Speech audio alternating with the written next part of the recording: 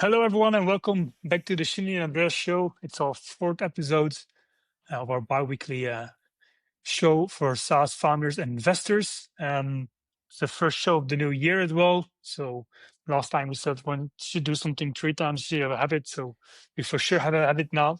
Um, so let's dive in. So welcome, Shimi. Happy New Year, Yeah, of course. Is Happy there New anything you Year. would want to discuss, bring I to think the table? one interesting was that I saw a comment on one of your LinkedIn posts. And I think it was a statement that somebody claimed that a startup doesn't have any technical debt. And I think I have some serious doubts about it. I don't know what you responded in the end. Yeah, I mean, the post I put, I think, was that even early stage companies have technical debt, and I Yeah, probably from day one, and they argued that basically in an early stage you cannot have technical debt, and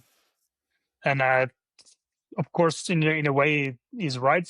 But for me, the thing is, it's okay to have technical debt, um, as long as you have it under control. And so, as soon as you start cutting corners, you create technical debt, right? So, I I I think we're both right, and I think what he wants to say is that it's okay to have technical debt, um, but of course, it is, and I totally agree.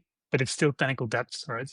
Um, and um, and that for me the most important, and yeah, it's what we call like accepted technical debt. So basically it's a deliberate choice to make it, but then of course at one point in time you also need to pay it back, and I think yeah. that was the message I wanted to give them.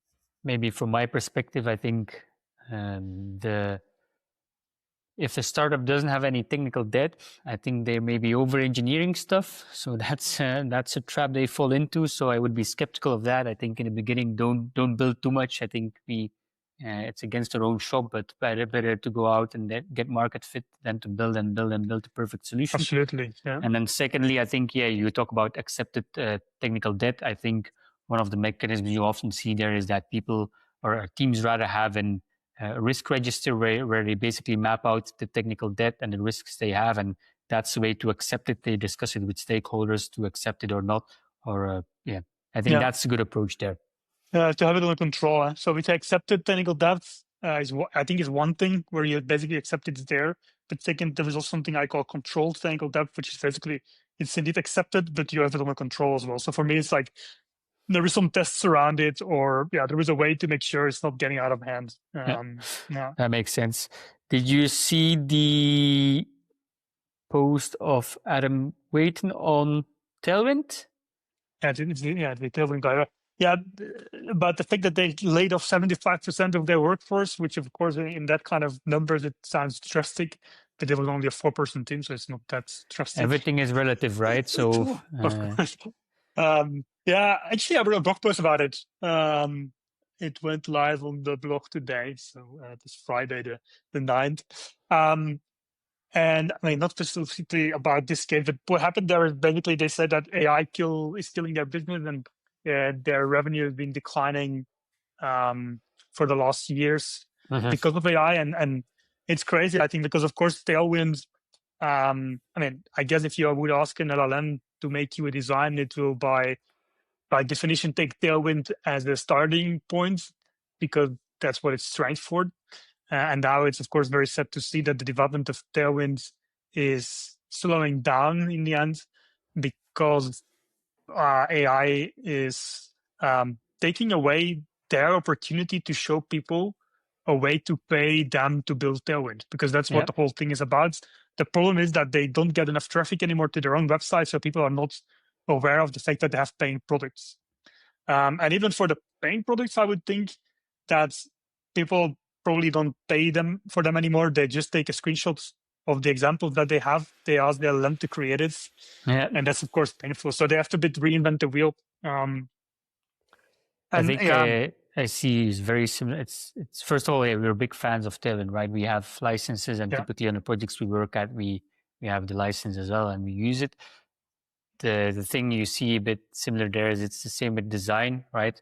Once you have a design system or a component library in place, nowadays with AI, the help of AI, it's a lot easier to implement it and to fine tune it. And it's interesting now AI is touching upon this Tailwind thing.